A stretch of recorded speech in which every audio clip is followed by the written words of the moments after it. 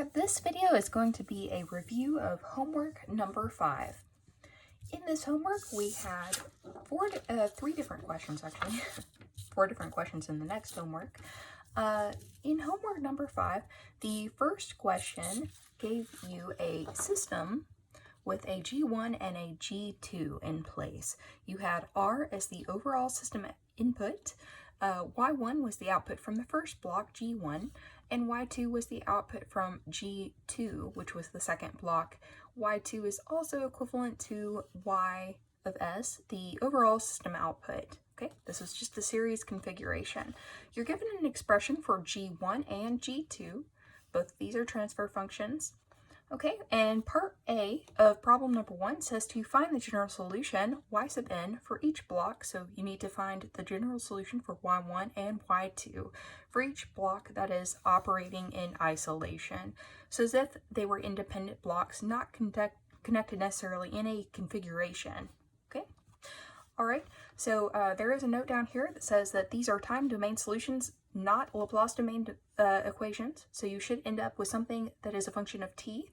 You will need to transform from the Laplace domain to the time domain in the process. So that was a big hint right there that you could just take, since this is a single configuration, if each block is operating in isolation, and do the inverse Laplace transform. So let's look at that.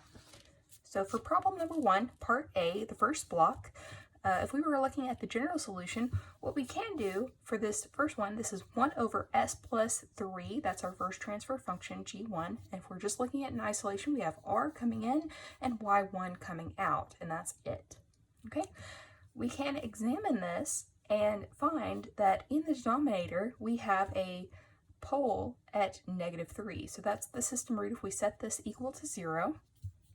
And we know what the general solution should look like for a root at -3. It's a real distinct root, distinct because there is no possibility of repeating because we only have a single root. Okay, all right, so our general solution would end up something like this: y1 equals c1 e to the -3t. Okay, so we can do this because there are no zeros in place. It's a very simple transformation just because of that.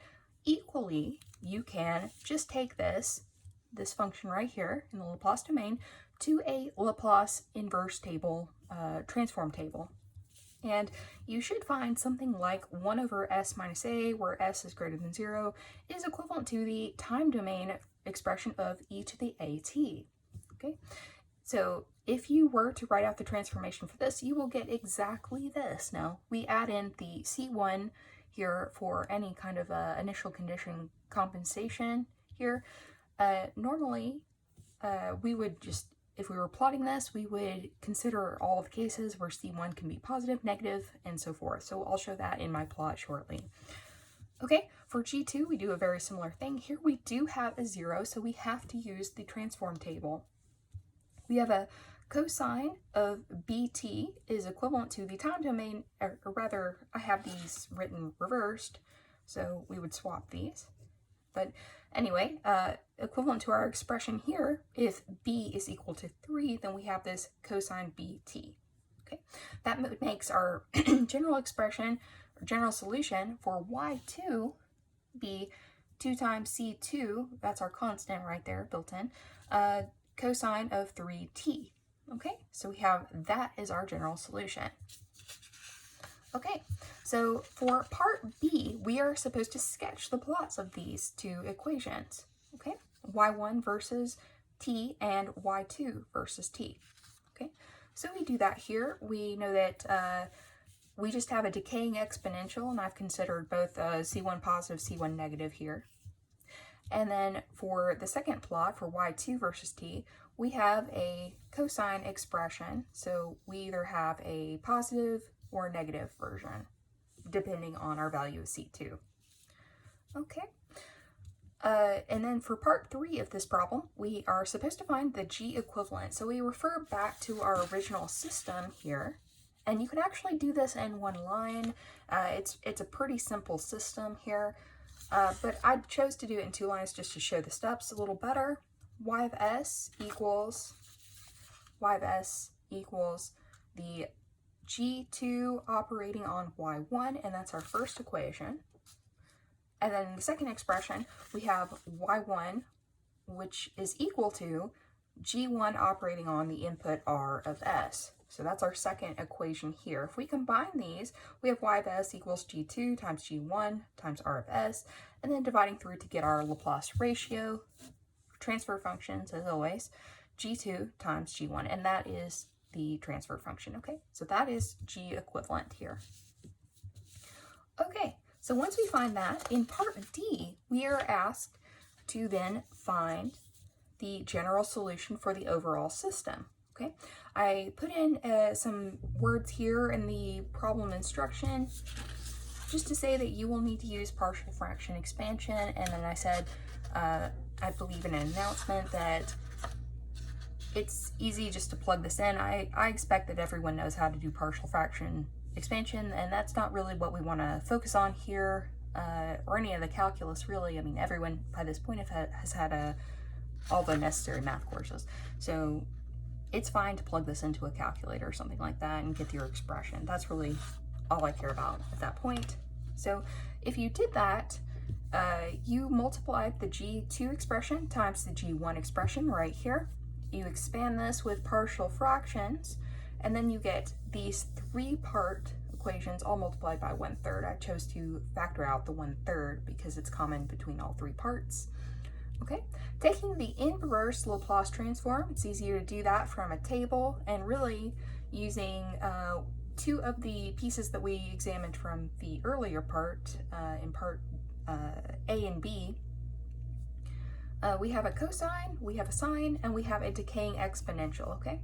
I said in the problem to let all c sub I equal 1, so in problem instructions, that's given to you. So you're left with this 1/3 times cosine 3t plus sine 3t minus exponential of minus 3t, okay? So you have a decaying exponential, a cosine component, and a sine component. So if you add those all together, you'll get something that is sinusoid. So try to make it look recognizable in that aspect. If you can, mark significant points. So I've tried to mark significant points over here on the y-axis and just show that the overall behavior trend. So this is actually a marginally stable kind of system right here. Okay. And so this should not decay, it should not expand, it just stays within a bounded region. Okay. Even though this part right here does decay. So here I've shown all three different parts. One part decays and the other parts do not. Okay, moving on to problem number 2. Okay, for problem number 2, and that took care of part E as well. We were supposed to plot that in part E. Okay, in problem number 2, you are given a G sub P. There's a part A and a part B, so our G sub P for part A is 1 over S minus 10. And then you are supposed to use the standard block configuration, so that gives you what your QCL is right there, and we can use that equation that we've written many times before in the lectures. So our control task is just stabilization. We don't have to consider any free S's, and we have the trend written out here with KC over 1, KC over S plus A, that's trial number 2 for GC, and then KC S plus B over S plus A for trial number 3, okay? Per the problem instructions, you're supposed to find which GC works. And so you start by writing out your trial designs and then plugging them into the QCL formula. It does help to find what P sub P, Q sub P, and P sub C and Q sub C are, so I've written them out to the side so it's easy just to plug into this formula. We do that, and for part A, trial design number 1 should work. It obeys the necessary and sufficient conditions as long as you choose a K sub C greater than 10. Okay, so any KC greater than 10 should stabilize the system. Okay, for problem number B, we aren't quite as lucky. You write out the first 3 trial designs here, and they are exactly the same as the earlier problem. However, when we try trial design number 1, we find that it fails the necessary and sufficient conditions once we plug it into the QCL formula. This middle coefficient here, the -10, has no variable. We have no control over this term, so it's always going to be negative, always unstable. Okay. We try number 2, and we have a little more flexibility here. It is now a third order system, or third order polynomial that we need to deal with the necessary and sufficient criterion for. However, if we have a minus 10, okay, or the equivalent necessary and sufficient criterion here is a greater than 10. Okay, so that's fine. But when we get to the next one down, we have a negative 10 times a must be greater than 0. So we can't really do both. Okay, this third condition is actually fine. KC is completely independent of the first 2 equations, so of course that one's fine. But because these 2 conditions conflict and we can't satisfy both, there is no way that we could actually stabilize the system with trial design number 2. So this one does not work either. Okay, all right, so moving on to trial number 3, we try that one, plug it into QCL. Right, so I've done that here. And the necessary and sufficient criterion, the conditions, we point those out. A greater than 10, KC greater than 10 times A. And then our final condition here, A has A times, or A minus 10 times the KC minus 10 A coefficient has to be greater than that final coefficient KC times B.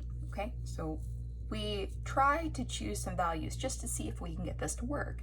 So per the problem instructions, use the necessary and sufficient criterion to choose the control gain values, okay?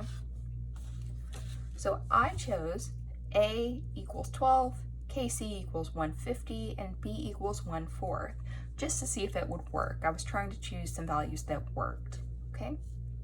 And we plugged that in and we tested, and I got over for this final criterion right here, condition, 2 times 30 greater than 37.5. So 60 greater than 37.5, so it worked. And we were able to use trial design number 3. That satisfied the necessary and sufficient criterion and therefore stabilized the system. Okay, so trial number 3 should have worked. That is, if you designed your trial designs correctly. Okay, final problem for this homework set.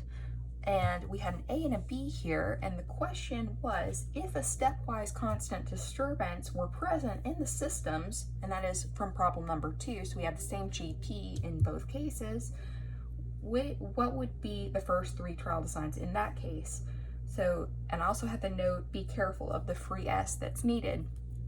So here, if we examine this, for problem number A, G sub P, and we'll just look back at our homework sheet, you can see that there is no free S in this case, but we do need one because we have a constant disturbance that requires one free S. Okay, since GP doesn't supply one, that modifies our design technique for GC.